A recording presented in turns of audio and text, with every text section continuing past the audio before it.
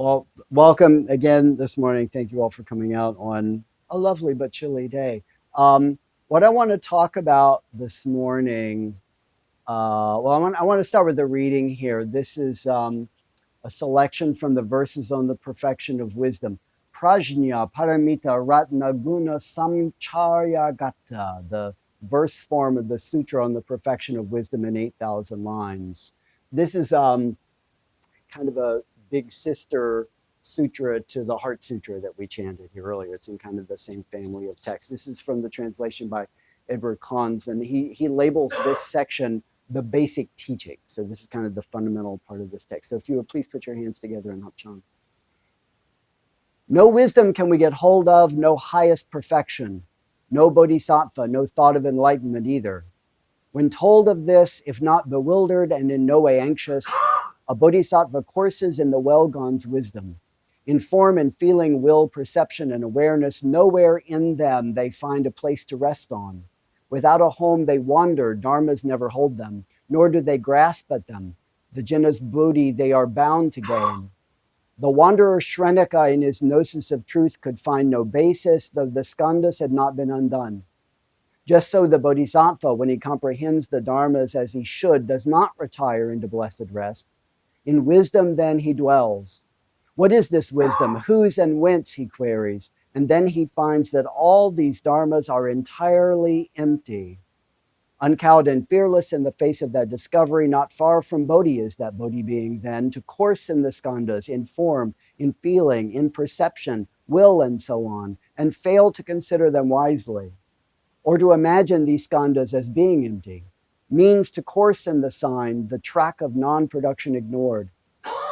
But when he does not course in form and feeling or perception and will or consciousness, but wanders without home, remaining unaware of coursing firm in wisdom, his thoughts of non-production, then the best of all the calming trances cleaves to him. Through that, the bodhisattva now dwells tranquil in himself, his future Buddhahood assured by antecedent Buddhas. Whether absorbed in trance or whether outside it, he minds not. For of things as they are, he knows the essential origin, original nature. Coursing thus, he courses in the wisdom of the sagatas, and yet he does not apprehend the dharmas in which he courses. This coursing he wisely knows as a no-coursing. That is his practice of wisdom, the highest perfection. What exists not, that non-existent the foolish imagine. Non-existence as well as existence, they fashion as dharmic facts. Existence and non-existent are both not real. A bodhisattva goes forth when wisely he knows this. If he knows the five skandhas as like an illusion, but makes not illusion one thing and the skandhas another, if freed from the notion of multiple things he courses in peace, then that is his practice of wisdom, the highest perfection. Those with good teachers as well as deep insight cannot be frightened on hearing the mother's deep tenets. But those with bad teachers who can be misled by others are ruined thereby as an unbaked pot when in contact with moisture. Thank you. These are the words of a tradition. What I want to talk about this morning is disillusionment. Before I started working on this talk, I kind of had the impression, it seemed to me that disillusioned is a word that people seem to be using a lot more recently. So let's see if that's actually true. To make a little technological reference, Google has this interesting tool called the Books Ingram Viewer. What this thing allows you to do is there's this huge catalog of published books that Google has in its repertoire, whether it's legal or not, I don't know. But and what you can do is you can search for a word, and then what it will do, it will look through this huge collection of books for usages of that word, and it'll then make a kind of a timeline graph to show you how frequently that word has been used in all of these books. So what I did was I limited the search to just United States English books, and I had it search for disillusionment. And the line that it gave me was really interesting. Apparently, this is a word that nobody really used before about 1880, because the line's basically flat before about 1880. And then it slowly goes up from there gradually until about World War II. It peaks up around World War II, and then it drops off for a while. And it stays pretty low through the 50s, and then kind of starts going back up in the 60s. It hits another peak around 1970 and drops off again for a while through the 70s and 80s. It bottoms out in about 1994. And then it starts going up again after that, and it hits the highest ever peak just like last year. So apparently people really are talking about disillusionment more than they ever have before. When I started looking up in dictionaries definitions of disillusion and disillusionment, I noticed something interesting in the dictionary definitions. Most dictionaries define these words in a way that really stresses the idea of a negative emotional response being part of the state of being disillusioned or disillusionment, using words like disappoint, dissatisfaction, disgruntled, frustrated. That one breaks the pattern. I know. One dictionary I looked at was the online version of the Merriam-Webster's dictionary. It defined disillusion as, in part, it defined it as the condition of being dissatisfied or defeated in expectation or hope. Defeated in hope. That's bleak. It makes me think about, I read that, and the first thing I thought of was what Dante has in the Inferno on the gate above the entrance to hell. Abandon hope, all ye who enter here. But then I scrolled down a little further on that page on Merriam-Webster's website, and they have kids' versions of definitions. And the kids' definition for disillusion was simply this: to free from mistaken beliefs or foolish hope. Now, I expect it occurred to you right away, those don't feel the same. Those two definitions don't seem to be the same. There's a big difference between those things. There's a big difference between being defeated in hope and being free from foolish hope, right? Merriam-Webster's presumably grown-up definition, the bleak and jaded one, does not strike me as being compatible with Buddhism at all. But that kid's definition, that to me, that's describing the goals of the Buddha Dharma to a T, right? Through our practice and study, what we strive to do is overcome ignorance. Or in other words, to free ourselves from mistaken beliefs. The Buddha might prefer to say mistaken views. From foolish hopes. In other words, from self-deception, from delusion, from non-productive fantasies.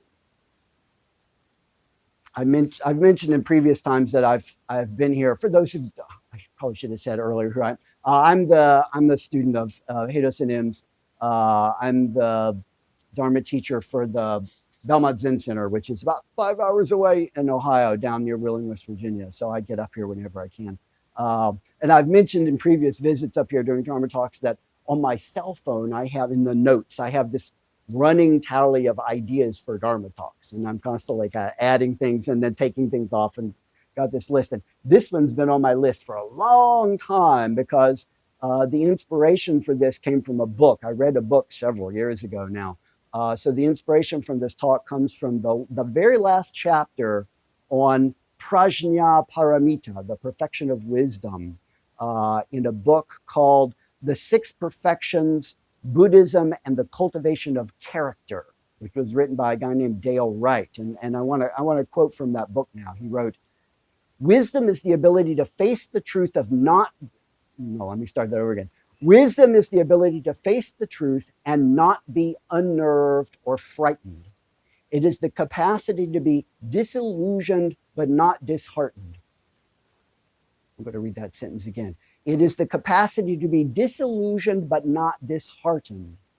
Wisdom means setting aside illusions about oneself and the world and being strengthened by that encounter with the truth. One way to say this is that bodhisattvas, those who seek wisdom and open transformation throughout their lives, can be distinguished in terms of how much truth they can bear, how many illusions of comfort and security they are willing or able to set aside. Now, there's no question that being disillusioned, becoming disillusioned can be upsetting. It's disturbing. It's maybe even a little bit traumatic. It involves having to admit to ourselves, well, if nothing else, that we were wrong about something. Nobody likes that, right? That previously we're in a state of being illusioned or delusioned. I mean, if you think about it, disillusioned means to come out of being illusioned. You have to be illusioned in order to be disillusioned. Right? You're illusioned first to be disillusioned. You have to be operating under an illusion. Being disillusioned means we have to revise our worldview. Maybe we have to change our view of some other person, or maybe of people in general, or maybe of ourselves. Right? It's a challenging thing to do. It's hard. It can throw our perceptions out of kilter. It can throw us all out of balance. No one enjoys being disillusioned. No one would want to stay in that state of being disillusioned for a very long time. But that's kind of the point, right? That's the point of it. Disillusionment is like thirst or hunger. We're not supposed to stay that way for a long time. It's motivational. It makes us want to do something about it. Nobody enjoys being thirsty and hungry. When we feel thirsty and hungry, we feel motivated to do something about it, to get ourselves back into balance. So when we're disillusioned, it's a similar deal. Disillusionment is an uncomfortable but necessary step in the process of understanding the truth. It's a state that we're intended to pass through and come out the other side of and move on from there. It's a warning sign that something isn't working in our minds, that we need to retool our understanding of how the world works. We can try to cling to an ineffective worldview, and as a result of that, we might stay in that state of vertigo and confusion, or we can go through that short-term discomfort to literally change our mind. Right? Abandon ineffective views. It's a little bit like I'm a research psychologist, so I have to think about it in terms of science. It's a little like being a scientist who realizes that her theory is doing a bad job of explaining the research data, and she can try to cling to that ideologically and dogmatically and kind of not give it up, or she can wisely and maturely lay it aside in light of the new evidence and consider other possibilities, let her mind go in other directions. So if you see it in this way, that state of feeling disillusioned is not a terrible thing. It's an opportunity. It's the wise mind recognizing that you've been operating from a faulty premise, that you've been sleepwalking through your life in a world of your own fantastic construction, and now you have a chance to wake up and see the world more clearly, more accurately. So I'm going to go back to Dale Wright's book for a minute. Here's another quote that's really, really good. The most important forms of experience transform us. They show us weakness in our prior understanding of things and point in some new direction. In that sense, experience disillusions us. It divests us of the knowledge that is so dogmatically held that it stands in the way of learning. Those who are wise undergo a continual process of revision based on life experience. In this sense, wise learning is a form of suffering, something we live through at the cost of some disruption and discomfort. The counsel of wisdom, however, is not to avoid this disruption, but instead to seek out the transformative powers within it. I think a lot of people these days, especially here in America, are becoming disillusioned with our political system in a way that can also be seen as an opportunity. It seems like a lot of us have been overly confident about our security and stability as a country, assuming that the system will always run smoothly on account of this rule of law that gets talked about so much and in such glowing terms. But it's becoming more and more obvious that much of our past peace and stability as a country wasn't about law at all. Instead, it was based on norms and understandings and gentlemanly agreements and the generally good character of most of the people we put into office. So in other words, many of us have been operating under an illusion about our country. And now we have seen through the smoke and the mirrors and the sleight of hand, so we're seeing things more like as they are. Uh, our country, its political system, isn't what we thought it was. It never really has been. And that realization, that disillusionment, shows us there's an opportunity. There's an opportunity to do something about it. If we stay stuck in disillusionment, that just breeds apathy, right? That just makes us feel like there's nothing to be done. But if we view disillusionment as a stage to move through and get beyond, then it's motivating, it's empowering. It's empowering to be disillusioned if you approach it the right way, if you approach it wisely. I think the Buddha teaches the same lesson.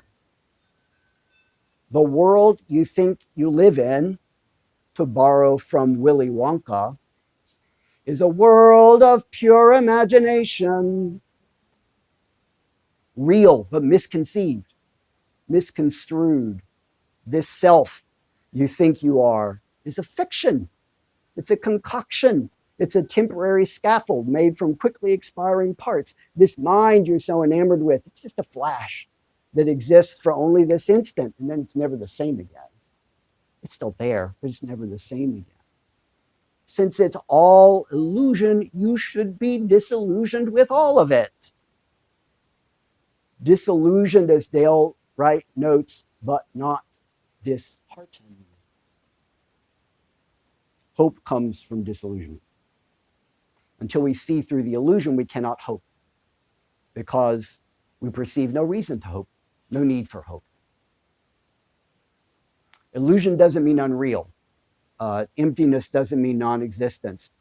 I am. You are. This is. That is. All these things are, they just aren't what we think they are. This graying, wrinkly bag of mostly water, this collection of billions of cells that mostly aren't me at all, this barely contained linkage of chemical bonds, this cloud of quarks and forces and vibrating quantum strings. Giving it a name and a social security number is just a convention. So be disillusioned with this, with all of this. Don't take it too seriously. But please, I beg of you, never be disheartened. As the mind releases its illusions, there's simply more room then for the heart to fill with hope. Sung Bal Hashipshio, may you, I, and all beings manifest enlightenment.